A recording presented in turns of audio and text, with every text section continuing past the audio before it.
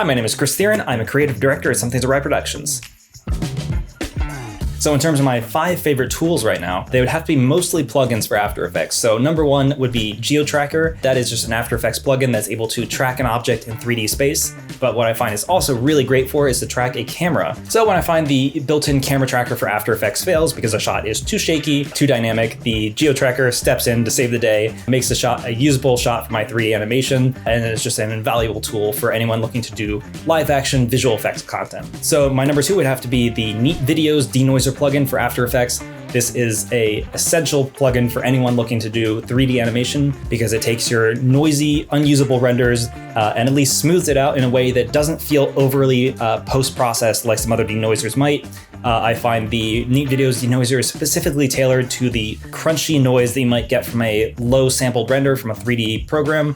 And so it's definitely saved me a number of times and cut down on my render time significantly, especially when it comes to elements that might be a bit noisier, such as hair or dark areas of a scene. Number 3 would have to be the Mixamo website, which is a great place to do auto rigging for a character. So if you got a character right out of ZBrush and you want to see if the proportions are right or the character looks good in motion, you can just upload the character to Mixamo, and which quickly auto rigs it, adds a skeleton, and has a number of pre-made motion capture clips that you can just drop on the character and immediately see right away how it might look in motion. And then you can just take that character rig and use it in your actual film, which I've done on pretty much every production for the past 2 or 3 years at this point.